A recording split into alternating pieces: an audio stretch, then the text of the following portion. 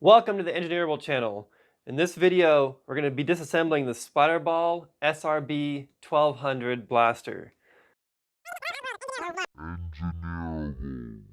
Now, this one is trickier than the other blaster because it has these white cosmetic pieces at the top that have been glued on to the top in discrete locations. Each of these pieces has several plastic bosses along the center line that have been glued to the main clamshell part. Okay, so the first thing we're just going to do a takedown, remove the drum mag, remove the stock, and we're left with the main body of the blaster. Now here's the tricky part. We're going to have to remove these plastic covers before we do anything else. Underneath these plastic covers, there are little plastic bosses that stick out.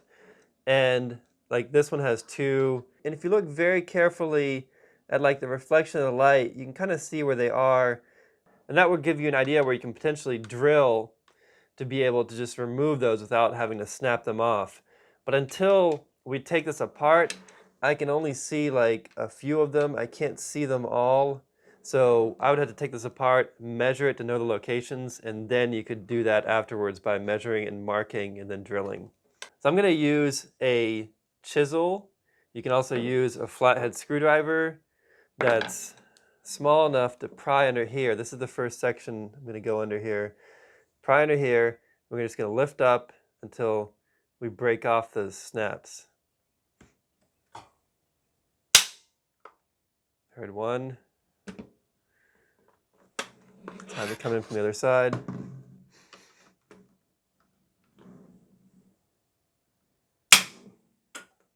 And there you go. And you can see how these plastic bosses were actually part of the housing sticking out, the main body, and the cosmetic covers have a recessed hole that that piece sticks into. So what we're breaking is we're actually breaking the piece off of the plastic housing. It looks like it's only on one side. It's on the left side of the plastic housing. Now we can remove the front. The chisel is a pretty good tool for this because it comes down to a very fine point. You need to be careful not to cut yourself. And it has kind of like a pry bar lever. You could also use a flathead screwdriver and get under here with a flathead screwdriver.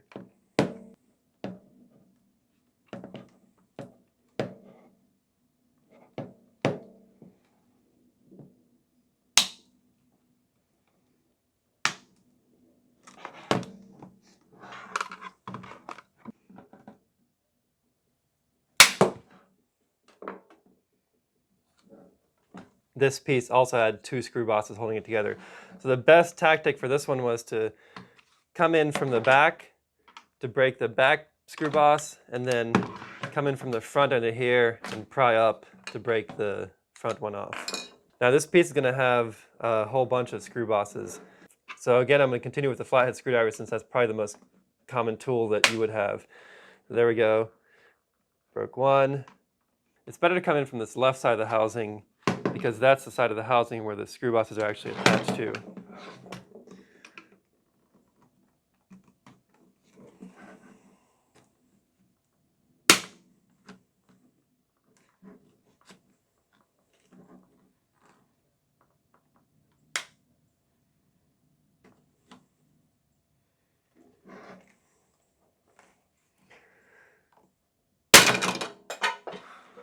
And there we go, the whole thing came off very suddenly.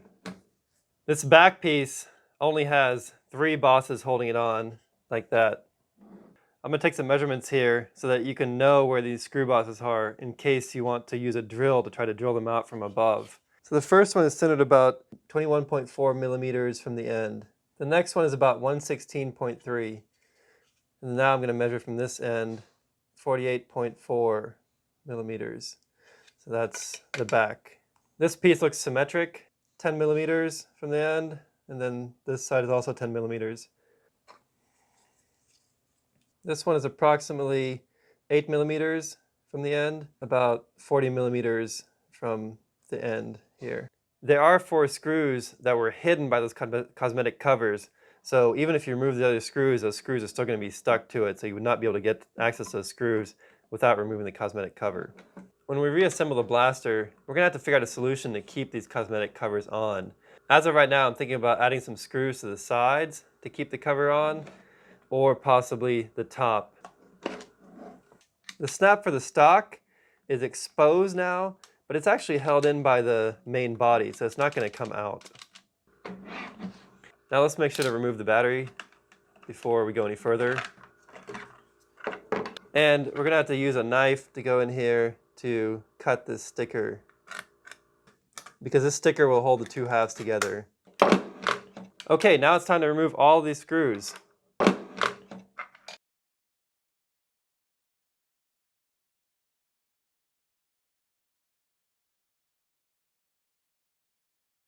Okay, now that we have all the screws removed, we should be able to separate the two halves carefully. There's going to be some springs popping out. Grab this in the back here before the spring pops out back here. Oops, it fell inside. This is going to be spring loaded here. The latch, saw that come apart. Oops. And there's also an LED connector here going to this side for the LED lights. A lot of screws fell out, and I do notice that some of these screws are different lengths. Most of these screws are 9 millimeters in length, the shorter ones here.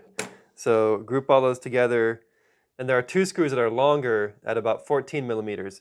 These two screws, when you go to reassemble, they go in the middle part of the grip. So when you go to separate the two halves, there's the LED cables that are routed through here that are kind of holding things together. So you need to disconnect those LED cables. The magazine latch fell apart into 3 pieces. You have the pin here. The gearbox looks like the same gearbox used in the SRB1200, which is no big surprise. However, there's a few things that are a little bit different. Let's take a closer look. The easiest way to remove the gearbox is to remove the T-piece cover. Take a note that the screws for the T-piece cover are not the same as the body screws. They measure about 6 millimeters long, and they have a different head shape. This is the body screw, this is the T-piece screw. So keep those separate. So the T-piece cover comes off. You can remove the whole barrel and the T-piece. The end of the barrel, the muzzle flash hider thing, that just comes right off. With this blaster, there's a lot of space outside for a hop-up, so you could take this muzzle, cut it down, and add a hop-up, or maybe even fit a hop-up with inside there. The T-piece is glued on, but not very well, so the barrel came off very easily, and that could be a potential place for air to leak. So usually people glue the barrel onto the T-piece for better air sealing. This T-piece is ever so slightly different from the Splat-R-Ball SRB1200 T-piece. This is the SRB1200 T-piece, and it's just a tiny, tiny bit shorter. This is the SRB1200, measures 41.15, and the SRB400, 38.44. So the difference is that the SRB1200 is 2.69 millimeters longer than the SRB400 T-piece. The barrel and overall length look like they're exactly the same. The T-piece cover of the SRB1200 is different from the T-piece cover of the SRB400, which is in gray here. You can see the screw locations are different. Otherwise, the features inside look the same. Okay, so with the T-piece cover removed, now we can lift the gearbox out. And pay attention to how these wires are routed here. This battery cable is on top of everything, and it's kind of like looped around the screw boss here. Better angle there so you can see how everything is stacked. So you can try to put it back together the same way. So battery cables are looped around and back, and then these other wires are looped around. As I suspected, the gearbox for the SRB1200 is very similar to the gearbox for the SRB400. There's just some very minor differences. So if you want to see a teardown of the gearbox for the SRB1200 and how to reassemble everything, then go take a look at the video of the SRB400. It's going to be exactly the same, minus the SRB400 has this little cam follower in here in the spring that the 1200 does not, and that is for the single fire, which the SRB400 has, and the 1200 doesn't have that. So you actually have fewer pieces on the 1200 gearbox than you do on the SRB400 gearbox. The shell and everything else looks identical. So the way you disassemble it and the gears are going to be identical. The tappet's the same. The trigger differs cosmetically, but works in the same way and is likely interchangeable between the two. The motors look like they're the same. I do want to take a look to see if the springs are the same.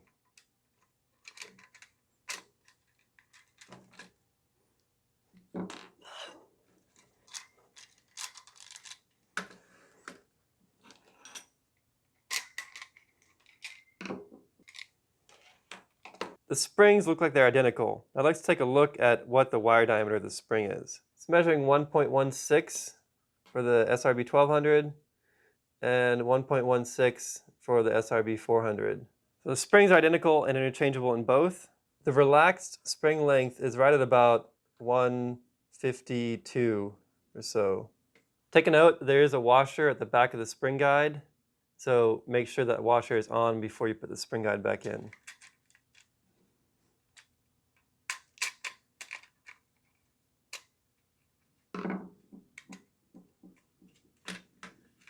The magazine contacts simply just slide into slots. You can pull them out and you can easily slide them back in.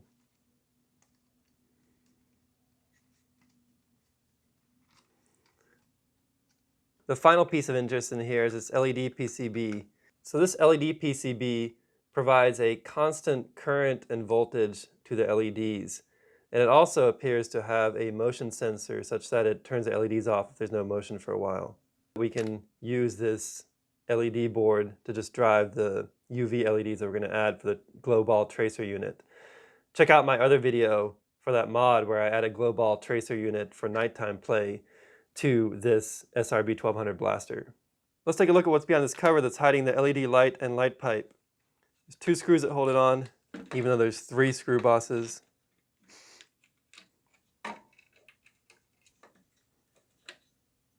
And here's the LED, and here's the light tube.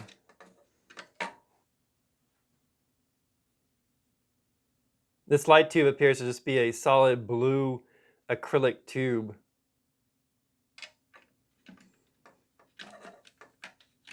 I'm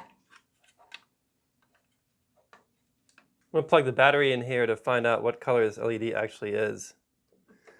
And it is a blue, almost UV LED. Possibly we could use this LED as is for the tracer unit. Give that a try. To reattach this LED tube cover, here I'm leaving the LED out because we're using it for the tracer mod. Now it's time to put everything back together. We made our tracer LED mod here using the stock LEDs that came with it, so we removed those obnoxious blue LEDs from the outside. Drilled some holes in the T-piece and glued them in here so that they light up the glow gel balls before they leave the barrel. So this solution killed 2 birds with 1 stone. We didn't need to do any soldering to wire these LEDs in, no extra parts needed, and we got rid of those blinding blue lights. You see how this thing turns off by itself with a motion sensor after a period of time. We're going to begin the reassembly now. Since this barrel came loose and it looks like it was glued at one point, I'm just going to add a little dab of super glue here to keep that glued.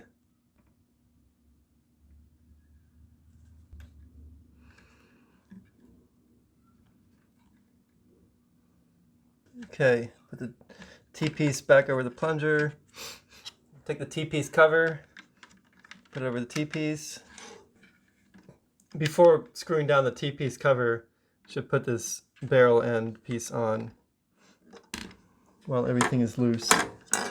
Going to use those smallest screws. Remember, when you're threading into plastics, always back up first a little bit until you feel a snap, and then you can move forward. And you shouldn't feel too much resistance. If you feel a lot of resistance, you're cross-threading, then you should start that procedure over. Back up first until you feel the snap, and then go in and drive that screw in.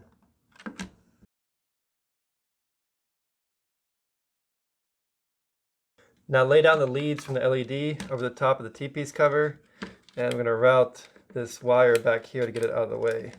Now when it comes time to fit the 2 housing parts back together and then add on the covers here, we're going to have to figure out a solution for keeping these covers on, because now these covers do not have any screws to keep them on. And it wouldn't take much to keep these on. Really, honestly, like one screw on each side or something would be enough to keep it on.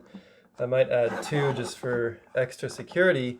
The best solution I've come up with so far is to use some small machine screws like these 832 screws or maybe some 632 screws with nuts, and drill holes in the correct location, and then on the inside glue the nuts in onto the inside cover such that you can thread these into the nuts and it's going to be secure and it's not going to be stripping into the plastic, and it's going to be easily removable afterwards to take it apart.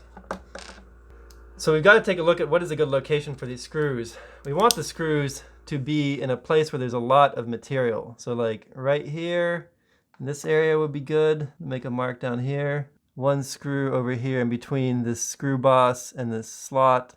And we're going to look inside first to see if that interferes with anything on the inside. This looks good right here. Looks like there's no interference there. Good location would be one here, because here there's a circuit board that's in the way. So this wall is approximately 16 millimeters down here from the top. If we mark it at 16 like that, so I want the screw to be in between this wall up here and the wall down here. And so right about there is a good spot. We're going to measure from this bottom edge to the center mark we made, which is like 10.5. I'm going to mark it on this plastic here. So this is the location of the plastic where I'm going to make the hole. Here in this area, I want to put the screw between these two features right there. So I'll put the screw right here. From the front to there is 57.8. Make a mark here. I'm going to do it the same height, which is 10.5. Or close enough. I'm going to mark that. So these are the 2 points I'm going to drill the holes all the way through the cosmetic cover into the body. And I want to drill holes in the same place on the other side. I've got to duplicate those measurements onto the other side. I'm using a drill that's just a tiny bit bigger than the screw thread.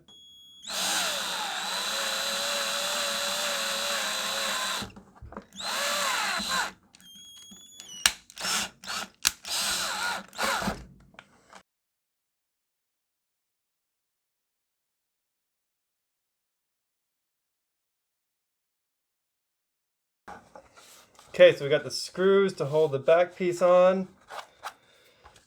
Check to make sure that we didn't interfere with anything. Looks good. That hole looks good. This hole looks good. Plenty of space for the nut to go over that hole and be glued in. Got to do the same thing now for the center piece. For this cosmetic trim piece, there's not a whole lot blocking access there other than this rib, so we just need to avoid that rib and we'll be good. So to avoid that rib, I'm going to drill right here in the corner of this design.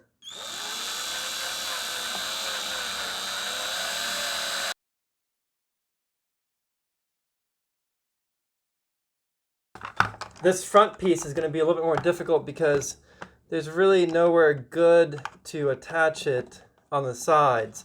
So we're going to have to come from the top. Let's look inside first. Looks like a good place to drill in from the top is right here. So we're going to make the hole about 11 millimeters in from the edge. And it's about 24.7 from the end.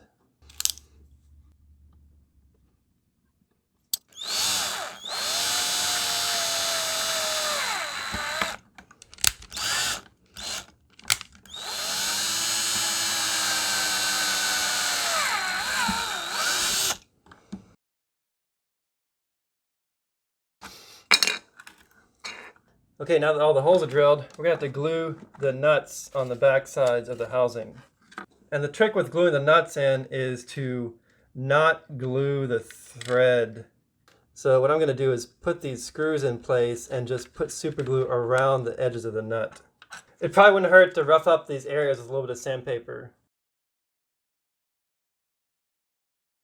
There ended up being a rib behind this hole, so I got to trim that rib off. Use some flush cutters, a knife, whatever. Just trim off this rib here. It's not going to hurt anything.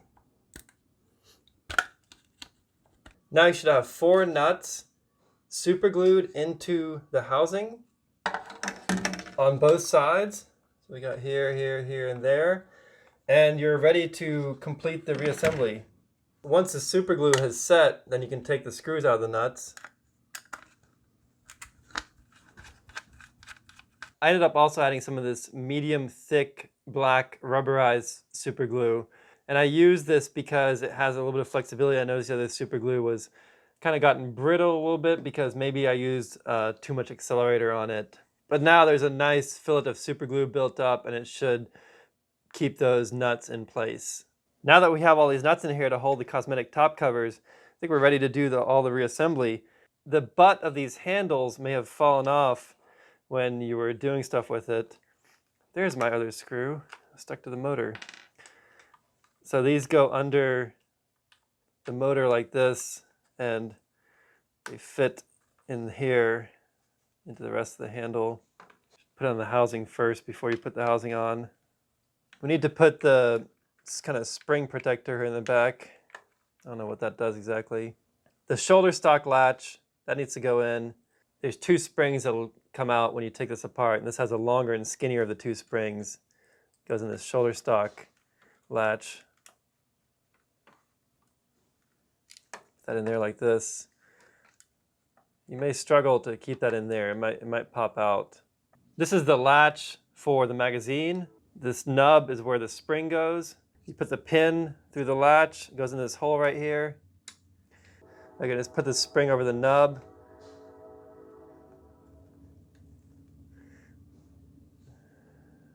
And slide the spring down in there and try to get that to hold together. So this is going to be tricky. You're going to have to do kind of like one end first.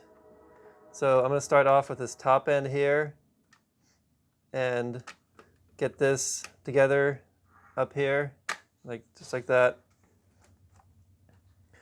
And the handle wants to kind of fall apart. Get that together. There we go. Now work your way up. This latch for the magazine, top pin needs to go in the hole. There we go.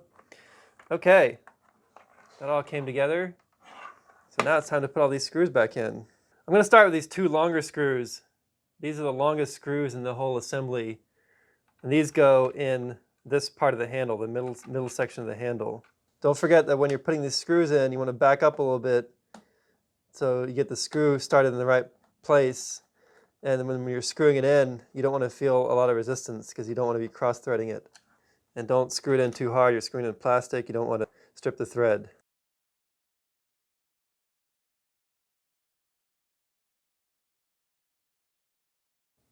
I can tell that one of these screws had already stripped the thread here. I think that's the one in the front right there.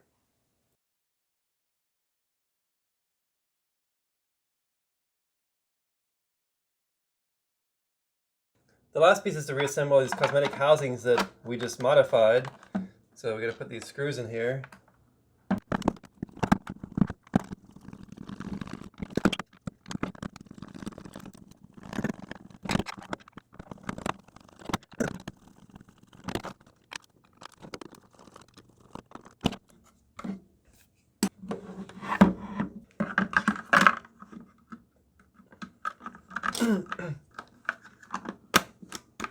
And you can see the LEDs down in there for glowing up the gel balls.